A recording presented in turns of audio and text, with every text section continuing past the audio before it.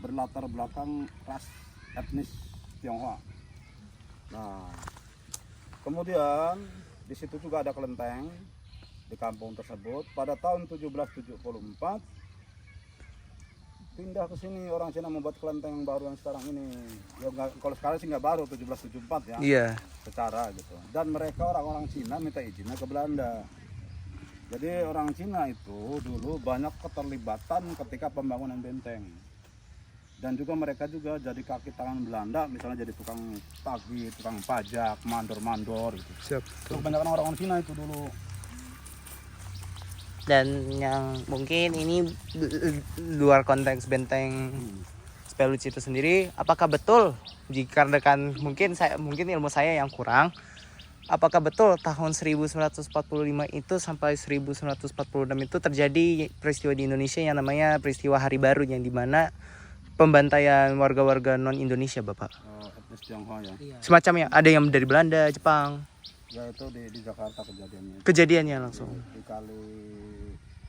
kali Angke. Kali Angke itu makanya namanya Angke itu dari warna merah. Oh. Jadi si kali itu sampai tidak kelihatan warna airnya jadi merah. Nah itulah kelas balik ya. Ya, betul. Yang saat itu bisa disebut juga itu yang namanya karma atau apa ya. Siap. Karena memang masyarakat sudah sangat mendamai kita sebelumnya.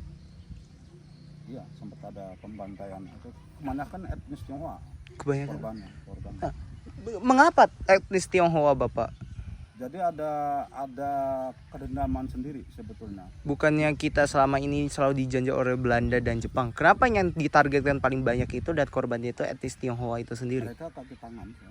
Oh. Jadi ketika di Banten aja, begitu Belanda 1810 meninggalkan benteng. Tidak semua ya, tidak semua orang Cina ya. Tidak semua, banyak yang baik banget. Meninggalkan benteng Spelwijk. Jadi orang Cina itu meninggalkan kampung sawah ladang itu dari kampung ini sampai sana sampai Tonjong itu berapa ratus hektar itu tanah yang ditinggalkan. Itu milik orang Cina. Jadi mereka udah ngedon duluan nih. Jangan-jangan kita diincar sama orang pribumi ini. Karena dia memang ada di masyarakat kelas 2 lah kalau saya mau berbicara secara politiknya ya. Secara kelasnya gitu. Orang Cina itu masyarakat kelas 2 di bawah kekuasaan. Sekarang sadar atau tidak juga masih sebetulnya. Itu masih masyarakat kelas 2 itu Cina itu. Dia kuat mainnya soalnya kan dia mah pebisnis sih banyak. Betul. Apalagi yang lain pada kemana? Gitu.